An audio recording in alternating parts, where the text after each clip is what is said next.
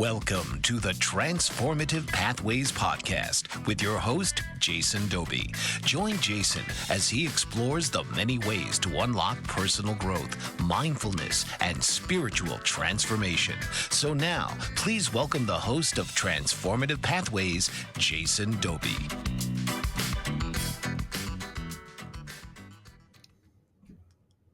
Hello, everybody, and welcome to the show. I'm your host, Jason Doby, founder of Transformative Pathways Life Coaching. Thank you so much for joining us today. Today, I'll be discussing how to reclaim your inner power, a holistic approach to self-love and healing, with our guest, Natalia Love Angelou, who's joining us today from Niagara, Ontario. With a fiery passion for igniting inner strength and deep devotion to helping women reclaim their power, Natalia Love has been a trailblazer in the field of holistic healing for over 20 years. Recognized early on for her intuitive gifts, Natalia has dedicated her life to guiding others in forging profound connections with their hearts and souls.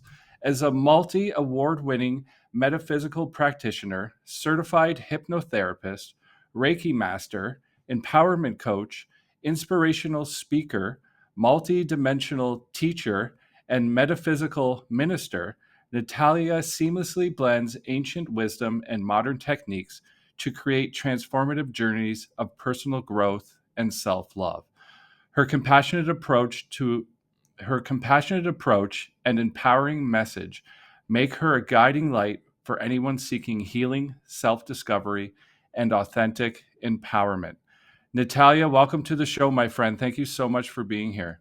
Oh, thank you so much, Jason, for that beautiful, beautiful introduction. And thank you for having me here. I'm truly honored to be here. And I'm excited for this conversation. Yeah, me too. And wow, you certainly do have quite the impressive resume. Yeah, you know what? I started when I was very young. Seriously, I got into the personal development field when I was like around 18, 19 years old. That's when Wow. I found Tony Robbins and Dr. Wayne Dyer and Lucille Hay. I was a soul seeker for such a young age. When I started all my studies. So I always forget how long it is until people read it. I'm like, oopsie. Thank you for that beautiful welcome. Yeah, that's an amazing story. So to start things off, Natalia, do you want to tell us a little bit about yourself and what led you to embark on, your spiritual journey? Yes. Well, what I grew up in a broken home full of emotional and physical abuse. And my family's from South America, but I was born in Canada. But I was raised under a strict Catholic Latino home. And growing up that way, I developed so much anxiety, so much insecurities, so many fears. And I remember feeling not safe and with the religion programming, fearing my own gifts. I remember being like 15 years old, and it was my first or second time seeing a angel or a being. And I remember talking to the Bible studies teacher, and she was telling me the devil's playing tricks on me. So then I grew up with so many phobias and fears of the unknown. And I didn't like that. I didn't like feeling a fight and flight in my heart, in my body the whole time of my childhood, like walking on eggshells. So then I remember starting to like break free from that program. I said, and asking the universe, God, is there another way?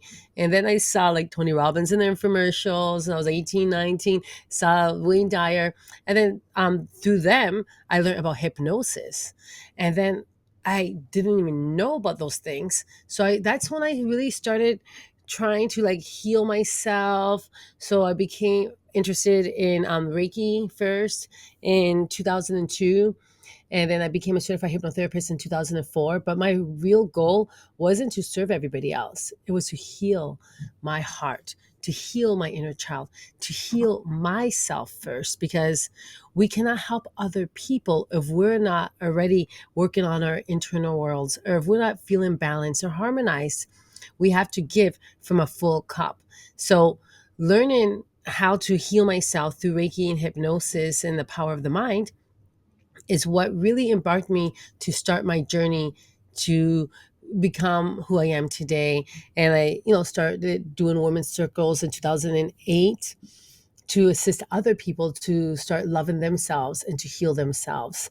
So it was more for healing my inner wounds. And then once I did that, and there's always, there's always opportunities to evolve and grow and learn, then it's never like, oh yeah, you reached the finite line of healing and that's it, you're good forever. No, we're always going to have opportunities to practice what we preach and to grow and evolve. But that was like the main thing. And then now I've been serving my community for 20 years. Wow, that's amazing. That's amazing. And how did you how did you go about healing yourself at the age of 18? Yeah. So the 18 is when I sparked the interest of, hey, there's more to meet the eye. And I started dabbling in with like mystical things and metaphysical Mhm. things. And I had that period of, hey, you know what? I don't just want to believe this. I want to see what else is out there. And I had so much insecurity, especially growing up in the 80s and 90s where diet culture was big and you had to be a certain way and look a certain way. So I remember not feeling good in my body, and looking back, I was looking amazing, but in my head and at that time I didn't see it. So I Mhm. knew that, okay, I don't want to live like this forever. So I started doing the hypnosis and the positive affirmations. Instead of thinking the worst case and the negative thoughts in my head, I would reframe negative thought into a positive thought. And repetition is key to success because the mind, the imagination world, is the key to manifest the dream life, your future. So I would say that the hypnosis was what really helped me first to rewire my mind, because it all starts there. And the Reiki and everything else just helped to ground myself more and to give myself the compassion. But it all starts with the mind. Whatever you believe, like, they always say, like, you could build someone up or you could break someone down with the power of your words. If you think about it, the thoughts are internal words. So you can literally break yourself down and build yourself up with the power of your internal thoughts. And Mhm. that is a big thing. I help a lot of clients who have anxiety and lack of confidence to start believing themselves and to start learning tools to release the anxiety, because it's all driven by the thoughts we have. Mhm. Yeah, absolutely. And so how did you do like hypnosis? Did you do it on yourself or did you go see somebody first and then you did it on your own? I'm just curious how that worked for you. Well, the beautiful thing is when we practice through training, we get to do it in class with, there was 30 other people in class.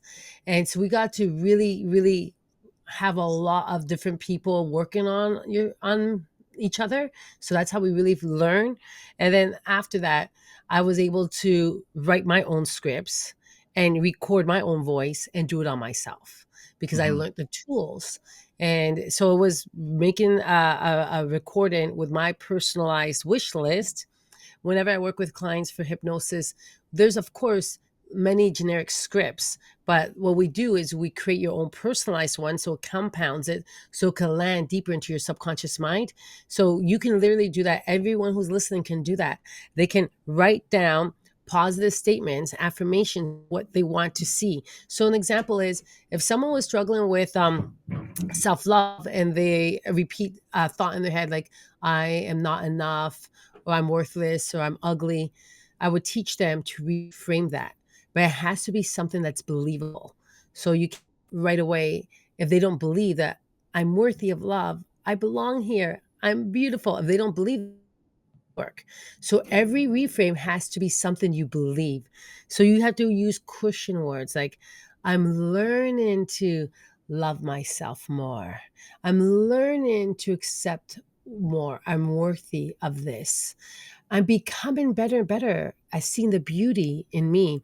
So I teach them how to do that. And then you write a beautiful script and then do a little relaxation, and then record it if you want, or you could find, on different apps, you could find like meditations is similar to hypnosis, but it doesn't really get you deep into the theta brainwave. But Mhm. Yeah, and there's so many different tools and techniques to do, but I'm a high believer in reframing.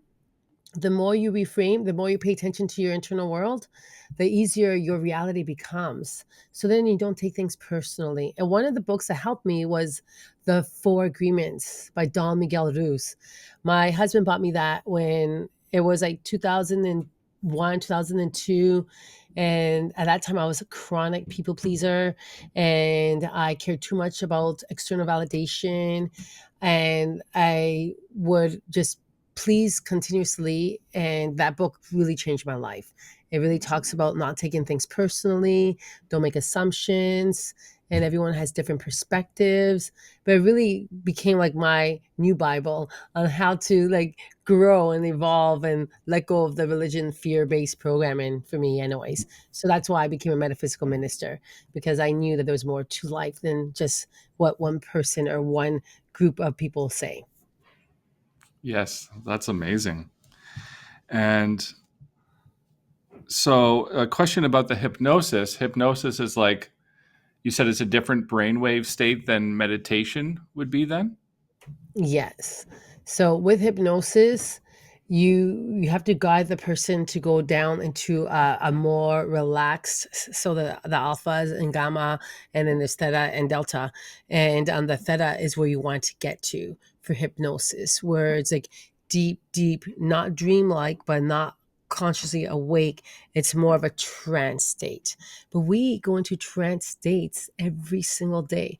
If you've driven somewhere and you're thinking of something and all of a sudden you arrive at that place at your destination and you're like, how did I get here? Because you weren't consciously aware of it. That means you're in a trance state.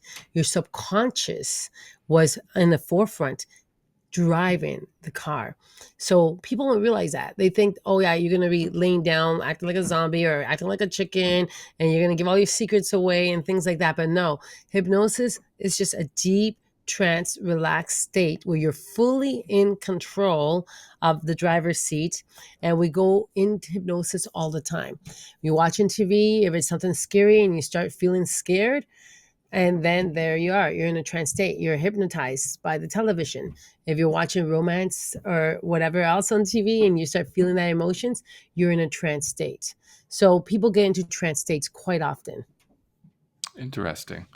And how long, let's say hypothetically, like someone like me that's 40 years old that has a certain way of thinking a certain way, like negatively about myself for 40 years, how long would you say would it take for someone like me to reprogram those subconscious thoughts? Because I would assume it's not like a quick fix. Okay, that's a beautiful question, Jason. I love it. Okay, there's two answers. One answer, my spirit self wants to say, well, there's such thing as quantum healing and miracles, and you can receive instantaneously healing and miracles if it's on your blueprint, if it's your birthright, if you believe 100%, and then you could literally like bam, like do hypnosis one time and really see huge benefits. But sometimes that is not possible, and repetition is key for success. So I've had people who had one session and they see amazing results, like stop smoking just with one session, and less anxiety and so on. But I would say a good like few months of really dabbling into the subconscious mind to reprogram if it was a big thing that you had to overcome. It takes a process because it's not a race. Healing is always continuing. So it would be like until you notice maybe 50% better the first session and maybe 70% better the second or third session. So it does, if the person is ready for it, you can see benefits right away. But at the same time, it all depends on each person. Each person is different. Mm-hmm. Interesting. Yeah, very interesting.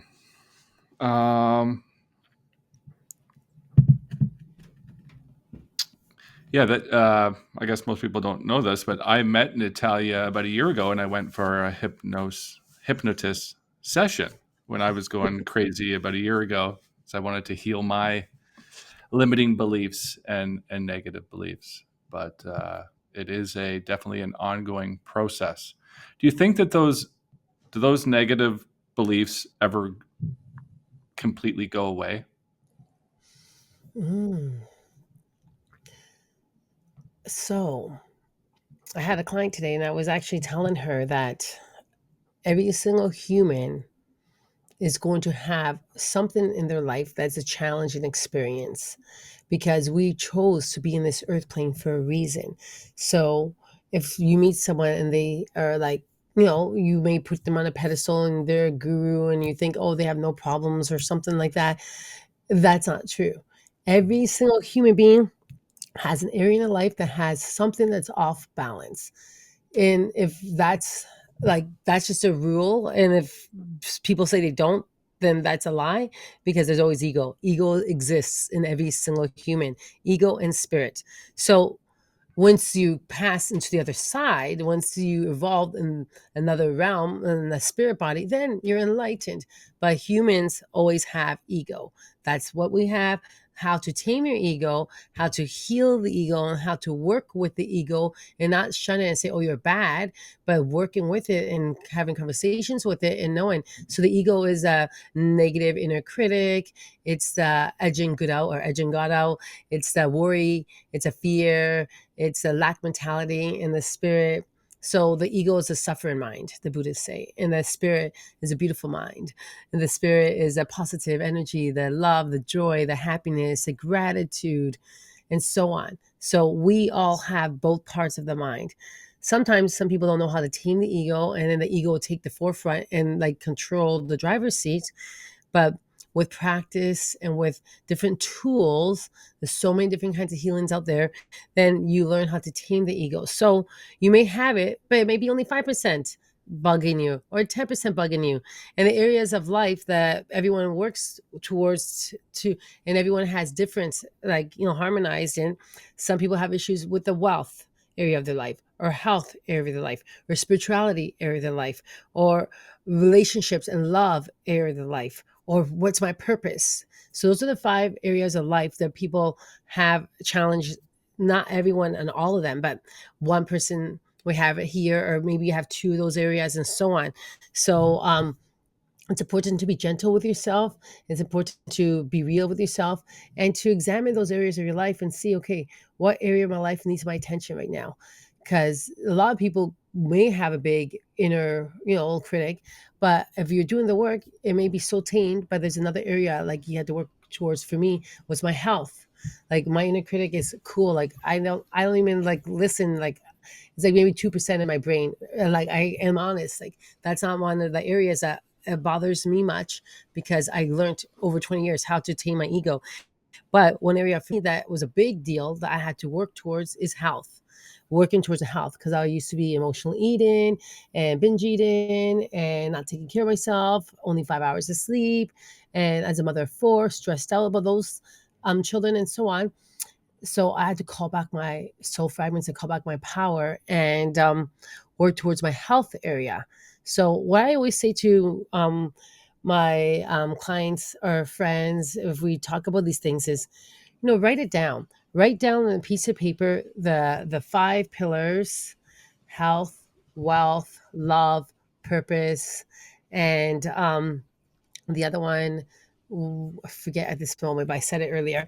And then rate them from 1 to 10. Rate them.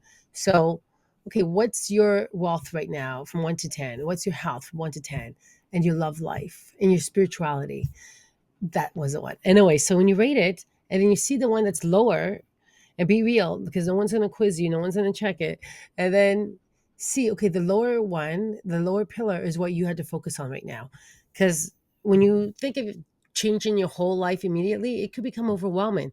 So just think of doing one area, and then when you master that one area, or when you feel like that number 3 has grown to a number 8, then work towards the other lower. So for mine, it was health. When I did this 3 years ago, my health was like at 4.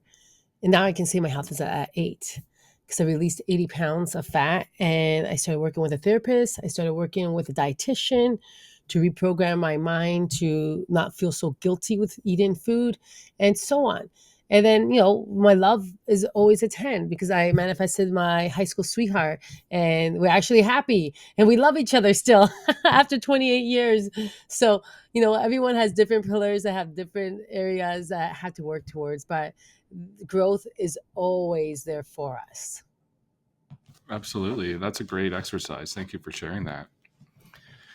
And moving on to the topic of self-love, why do you think self-love is so important, or why is self-love so important to us?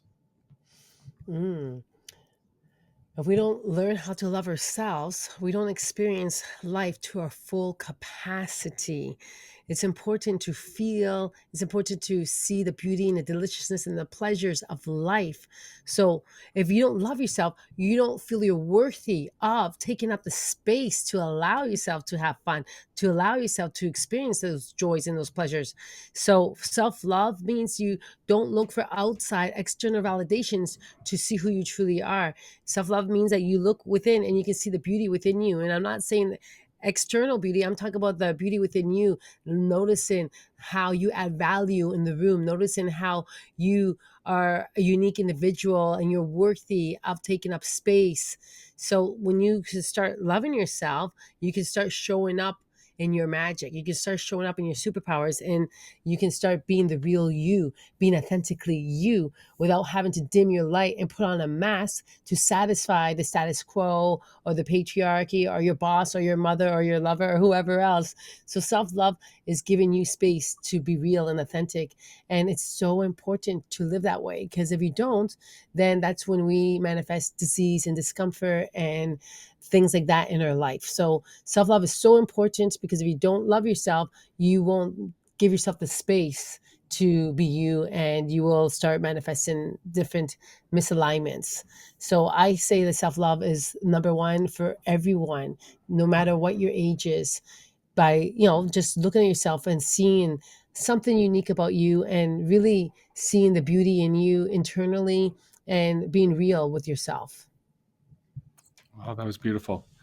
And for someone who, say, doesn't love themselves, what are some steps they could take towards getting into that alignment? I highly recommend meditations. I meditate every single day, and it doesn't have to be for hours. It literally could be 5, 10 minutes. Meditation is still in the mind. It's breath work. You could do guided journeys as well. So meditation to still the mind is really good. So you could start really paying attention to who are you really? Because you're right. Some people don't even know who they are. So, and some people don't know how to love themselves, because you're not taught that in schools. You're taught to be a people pleaser. You're taught to put other people before yourself. So I would say meditation is a very good tool, and start paying attention to your internal thoughts. And if you have the ego saying something negative, like you suck, then reframe it, catch every negative thought, write it down, and rewrite it. And remember, the cushion words are something you could learn. Like, I'm learning, I'm becoming, I'm willing to see the beauty in myself, and so on. So meditation, being real with your mind. So reframing. Mirror work is amazing. Looking in the mirror, looking in your eyes, and say one good thing you like about yourself. I love my patience. I love my compassionate heart. I love my smile. It could be external or internal. Mirror work is very, very good for healing. And then, inner child work is so good for healing. But if you have a lot of trauma and you feel like you can't do the inner child work on your own, don't. Ask someone for support, if it's a therapist or a healer or a coach. And inner child work really does help make a big difference. And I like guided journey. So I would take myself on the guided journey and see my inner child and me and her, running in the green field, and look into her eyes, and tell her, you're safe. You're worthy of taking up space. What you say matters, and things like that. I would say that is good first few steps. And if they follow those steps, they'll start to realize their potential and their worth, and they'll start learning to embrace themselves and love themselves. Mm-hmm. It's amazing. I remember a time in my life when I first got sober many years ago, and looking in the mirror and then realizing that I didn't love myself, or I wasn't happy with myself. And that's what kind of started me on my journey of meditation and doing the inner work. But, I remember the day when I was able to actually look at myself in the mirror and tell myself that I loved myself. It's a I love that. Good pretty for powerful you. moment Sure. Congratulations, Jason. I love that, especially for a man. To be honest, I teach women's circles. I've been teaching women's circles for over 10 years, but men need circles too. Men need space too. And, Mhm. we are taught self love, but it's mostly like women. And still, men are not taught self love. There's not so many spaces for the men to really embrace themselves. Yeah, we're changing, we're becoming more woke and conscious, but still, I have 2 girls and 2 boys, so I know I wanna make it balanced for the boys too because, boys are taught, "Don't feel your feelings, man up, be macho, this is what you should do, not that, it's too Yeah, feminine."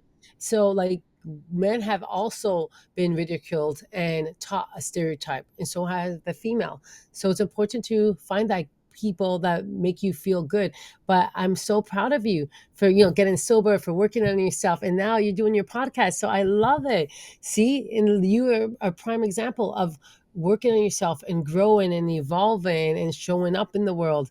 And this is just the beginning. exactly. Yeah. And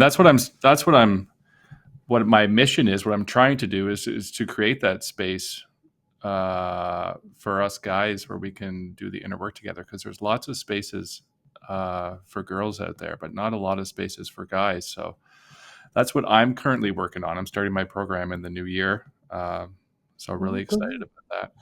Oh, wow. I thought I saw something like that online. Yes, you're going to be doing your men's circles, right? Yes. Yeah.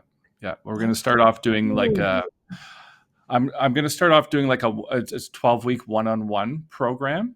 So I was going to do group, but then I decided to switch to one-on-one to start, and then hopefully do group later down the line, or we'll do like an alumni group program or something like that. So it's definitely going to be a challenge, but that's my current challenge that I'm working on right now. And to talk about emotions too, I used to think I'm a pretty emotional guy.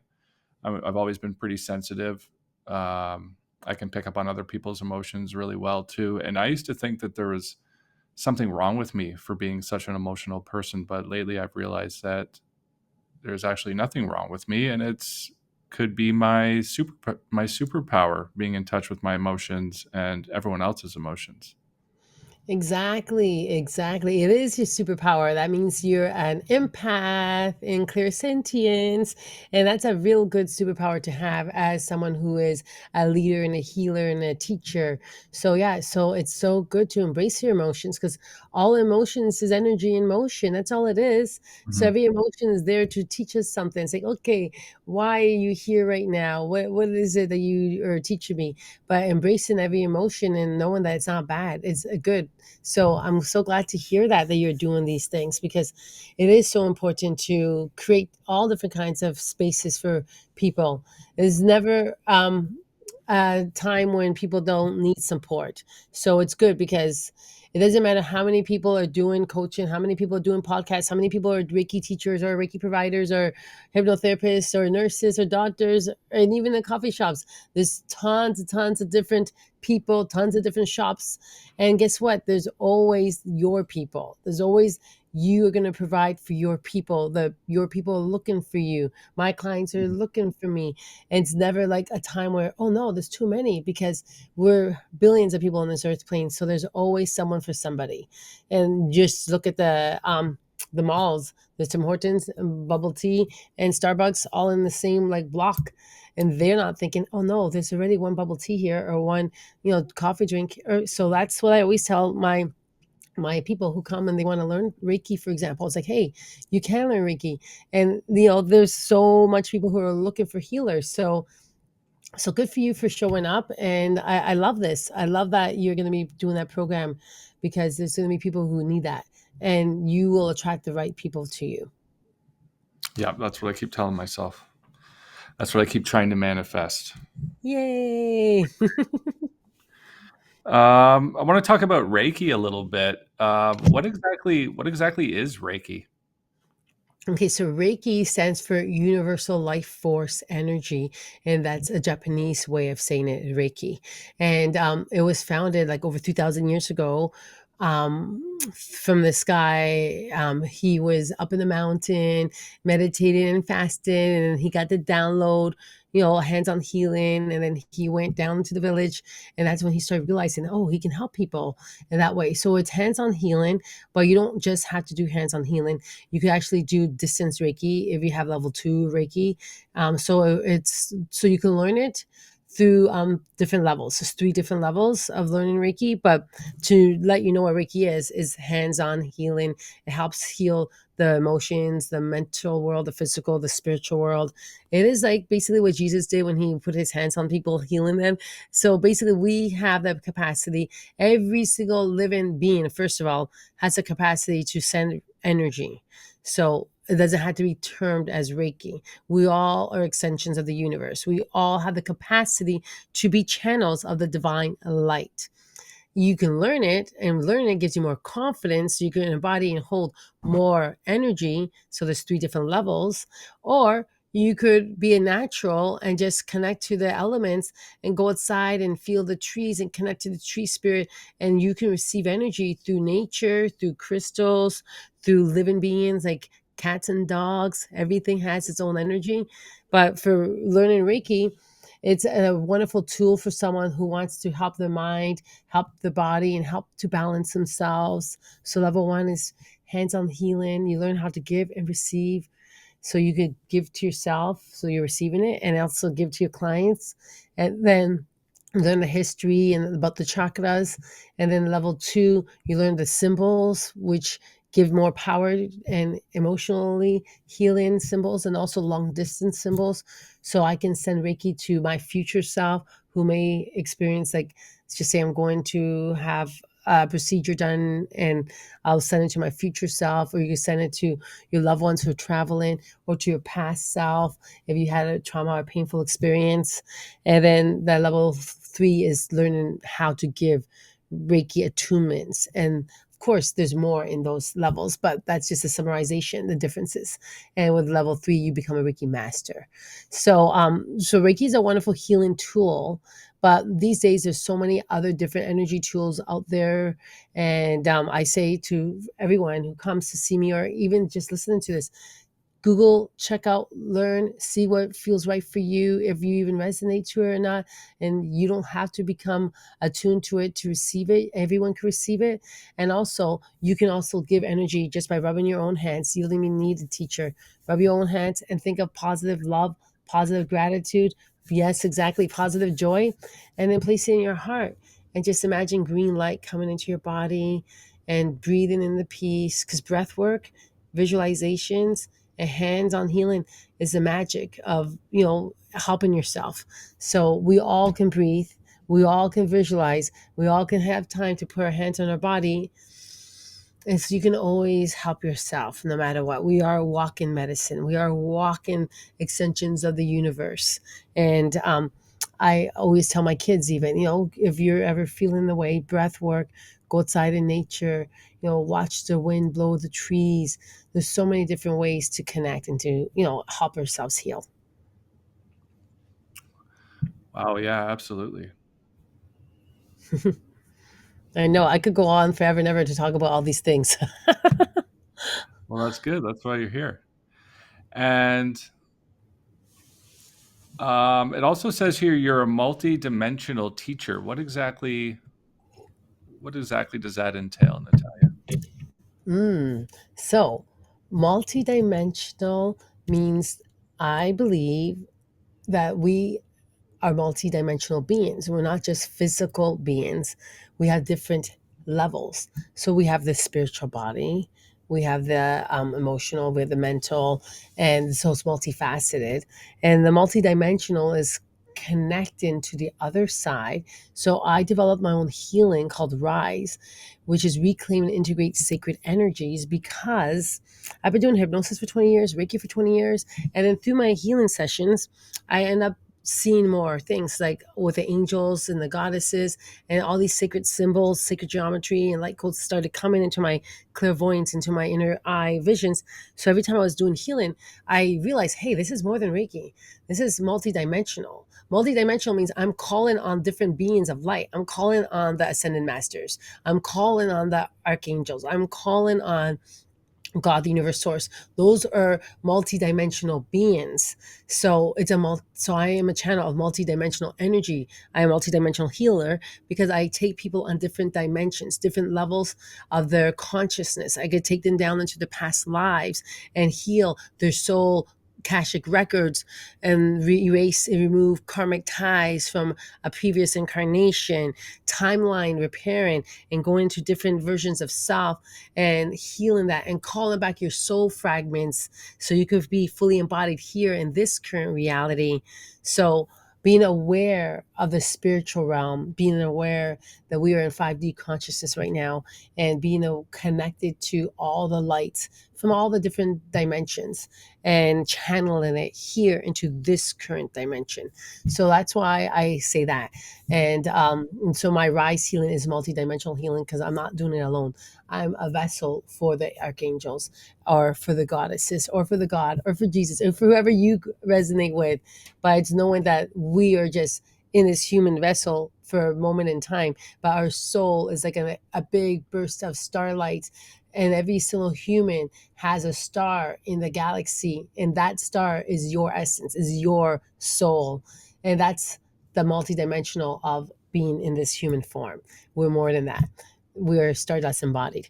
So yeah, that's where I go all woo woo, because I bring the woo woo, the magic and the miracles and the celebrations into the mystical realm, because it's all there for us. And when you can call back your soul fragments and call back your whole soul essence into this reality, you will start having more confidence. You'll start seeing shifts happen in your timeline. You'll start embodying more gratitude and love and joy.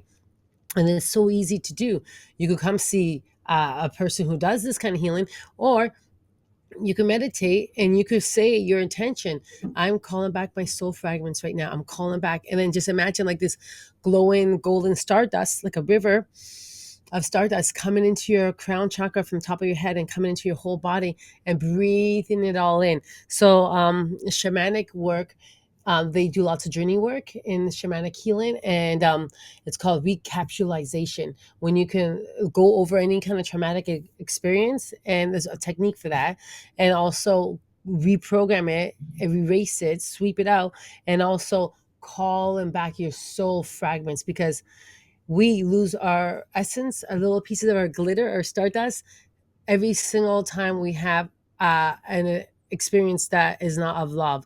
So if you have someone yelling at you, you have a childhood of abuse or physical or spiritual or mental abuse or any kind of things like that, or like you're not feeling safe and fear, this and that, like you lose a little bit of your sparkles, a little bit of sprinkles of light. So doing it even daily or weekly, breathing in your soul dust, your star dust, and calling back your soul fragments and just saying it, to whoever you call upon and calling on the angels for help, that helps to do the multidimensional healing. It's like, hey, yeah, I'm ready to receive all my magic. I'm calling back all my soul fragments, my superpowers. I'm ready to embody it now. I'm safe to embody it now. And yeah, you could go on and on with these things. Well, I could. But yeah, thanks for asking, because not a lot of people ask that question. Oh, that's amazing. And what was the technique that you invented again? What was that called? Oh, so it's called Rise. So Rise. Rise is reclaim and integrate sacred energies. So in that, I teach people about the goddesses and the archangels, and I teach them about some sacred symbols so they can start learning it, and they can start calling on them and start assisting them with their healing. Interesting.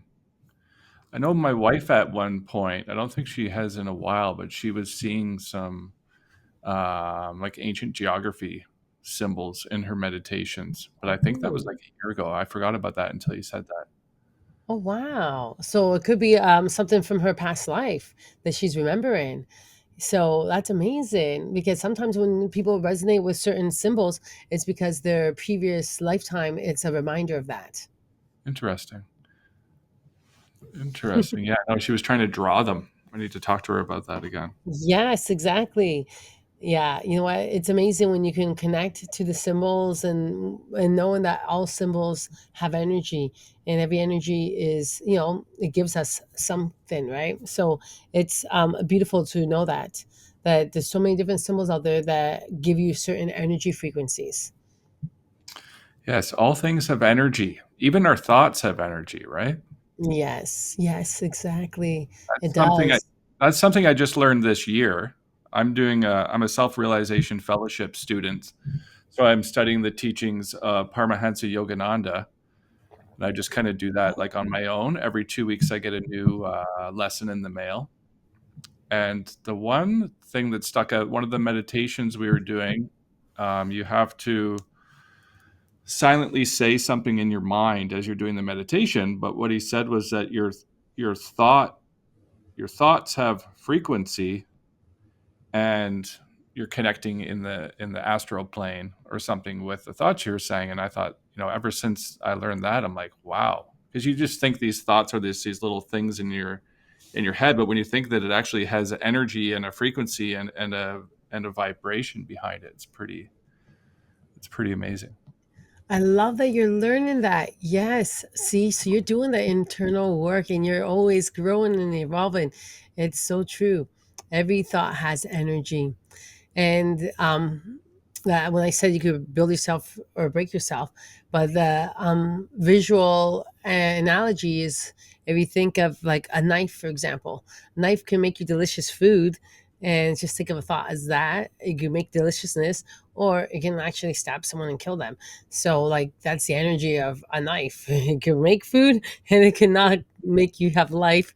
So, thoughts are just like that. You could build yourself up and you can have the beautiful energy and attract more because you become magnetic with positive thoughts. Or if you have the negative thoughts, you become a lack mentality and low vibration.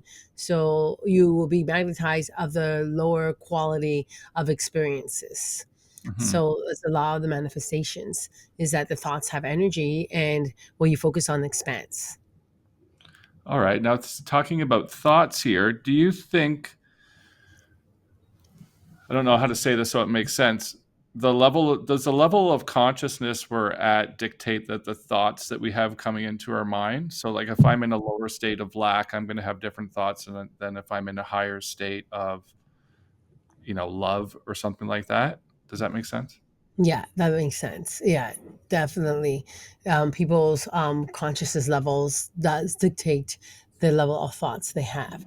I like to think of it as like if you are thinking of this as a book, and some people may be in chapter one or chapter two or chapter three of the book, and they may be repeating those chapters over and over because it takes some time to digest, and they're just consciously not aware of moving forward to the other chapters. And then just say chapter 11 or 12 or 13 is more enlightened, more consciously aware of life. So we in a higher level chapter, a higher level of frequency cannot change or pull people from level one to three consciousness to jump into chapter 11 or 12 because they have free will and they have to choose to go through that book themselves, the book of life. They had to go through those experiences themselves. So, knowing as a healer, as a teacher, as a father, as a mentor in the community, as whoever you are, knowing that, hey, you cannot change other people. You're not responsible for changing them. They had to choose to change themselves and heal themselves. And yeah, their level of consciousness will dictate the experiences they have in this life. And so in chapter 13 or 12, whatever, you cannot go to those people in chapter 11, or I mean, 2 or 3, and say, hey, yeah, can you believe A, B, C, D, E, F, G? Because they won't even understand what you're saying because they didn't experience the whole book. They didn't experience all the rest. They didn't experience the meat of the book. So they don't know the plot twists and character development, and they will not understand what you're saying. So I always use that analogy to tell people like, hey, not everyone's gonna understand what you're saying because you're in different consciousness and different levels, and it's okay. You're not responsible for bringing your whole family up with you. You can influence, you can share light, you can be you, and if they're ready for it, they can accept your medicine. But if they're not ready for it, they may be repeating the same cycles over and over again in this whole life until they're ready to evolve. Absolutely.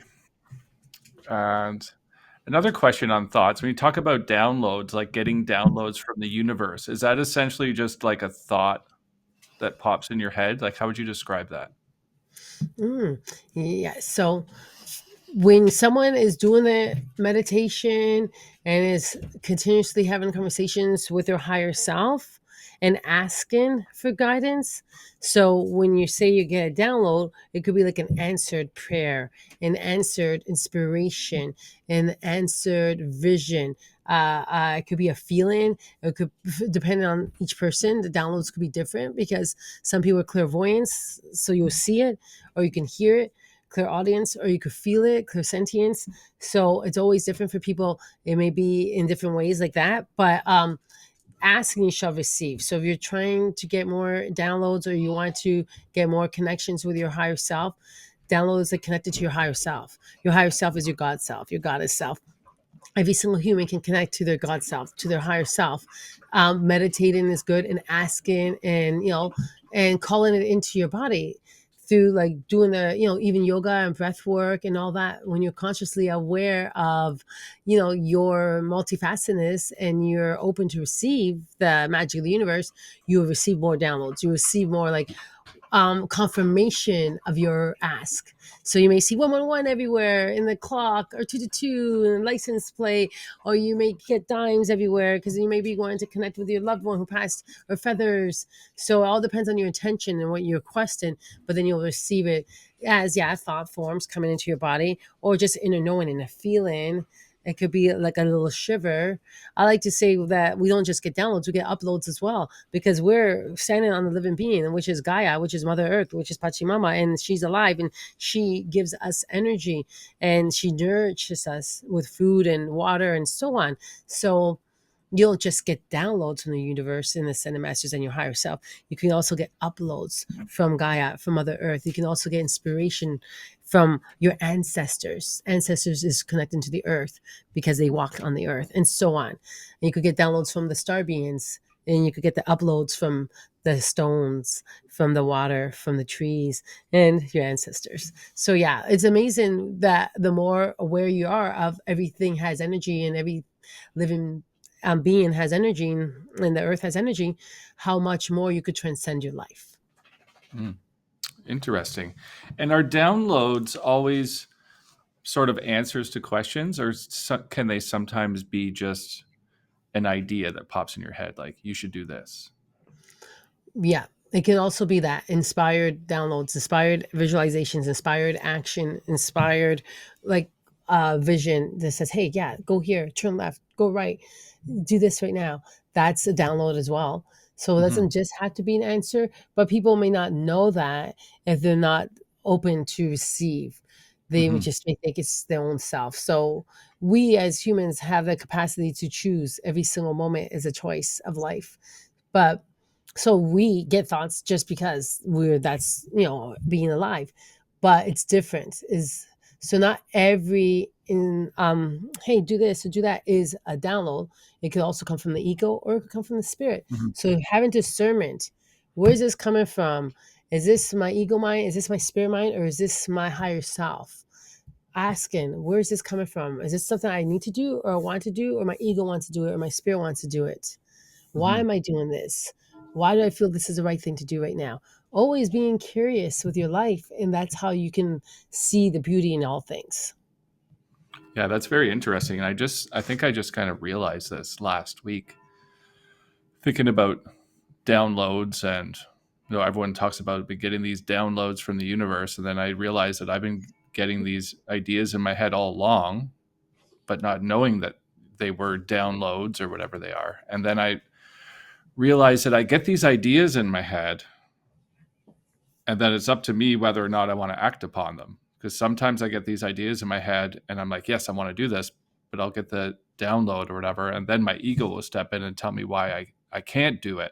That's just been an interesting thing I've noticed in my own thoughts in the last couple of weeks, that I've just been paying attention to those ideas that I get. And then, it's up to me whether or not I want to act on them. And then I realized this has been happening my whole life. I'm getting all these amazing ideas, and sometimes I'm too scared to act on them, or sometimes I'll just make up excuses why I shouldn't act on them.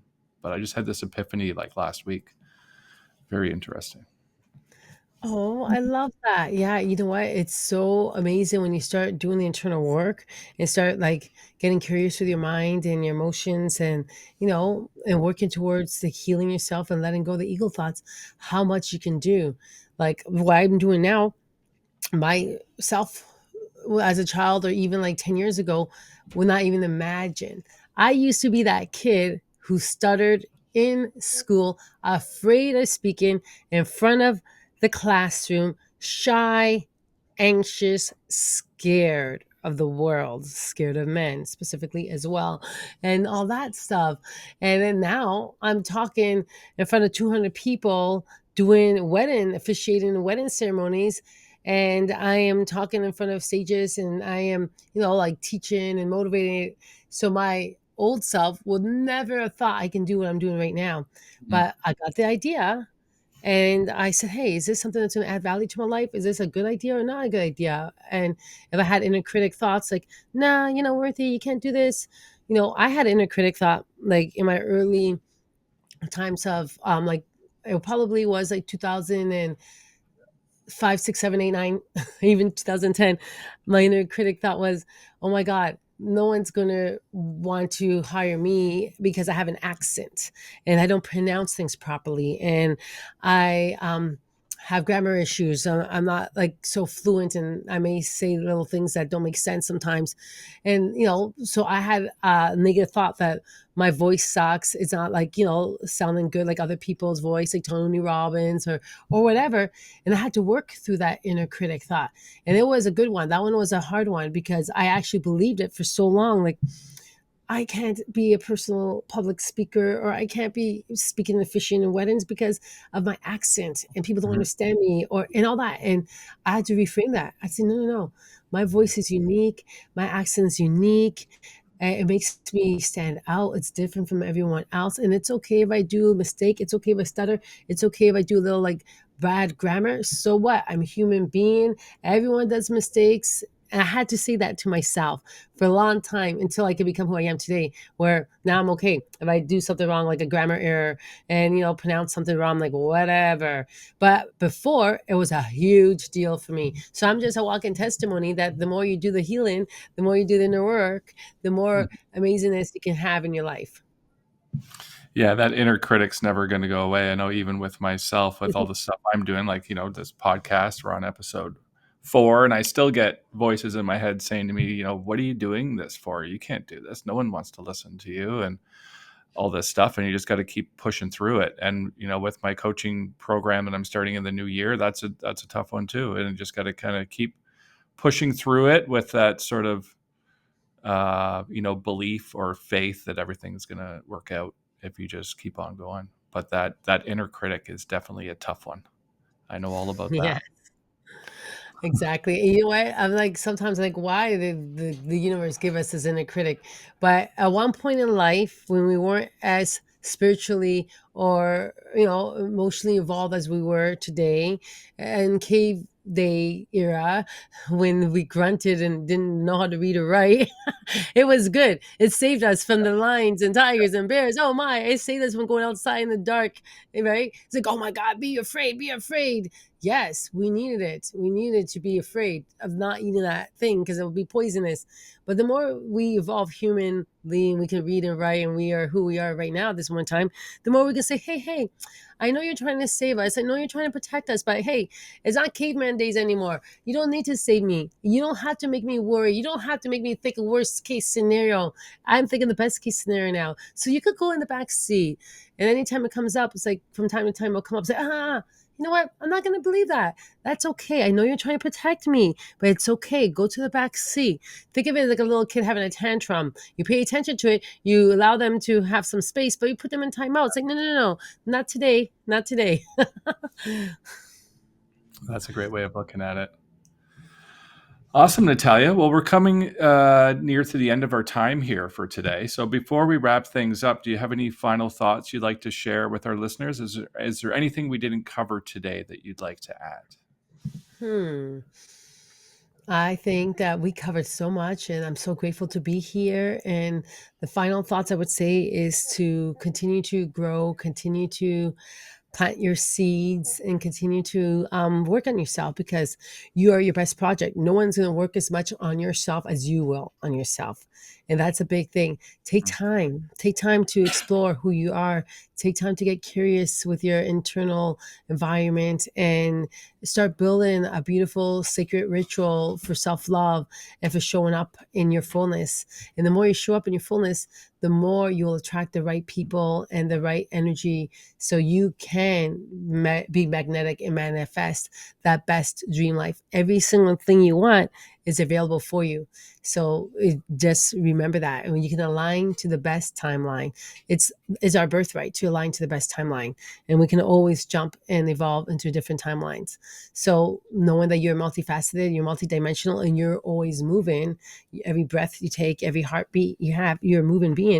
So you know that you can change anything at any time, and just believe in yourself. So I'm just so grateful to be here with you, Jason. And I'm glad that I'm doing this with you. And you did a great job. And you know what? You can tell the inner critic, no, thank you. No, thanks. I Yeah. did it. And, Another one. it's going to get easier and easier. So good for you for Yeah. showing up anyways, because that's the biggest thing.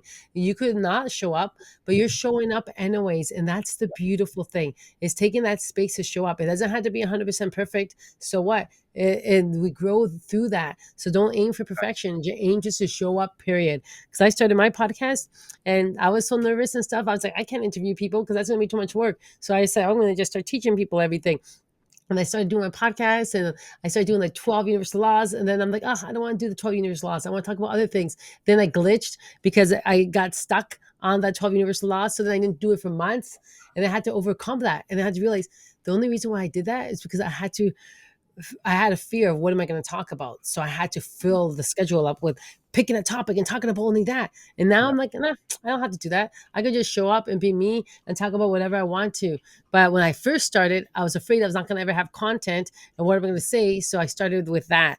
Anyway, so I'm here as a walk-in testimony that, you know what, you just keep showing up, keep doing you.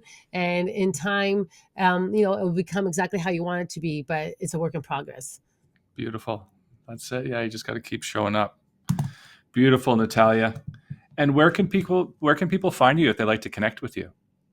So my website is natalialoveangelou.com. And through my website, you can send me an email. And also my Instagram is linked there, which is the real Natalia Love Angelou. And those are the best ways I would say to find me. And through my website, you'll see that I have a podcast called Amplify Love with Natalia Love Angelou on all the platforms as well.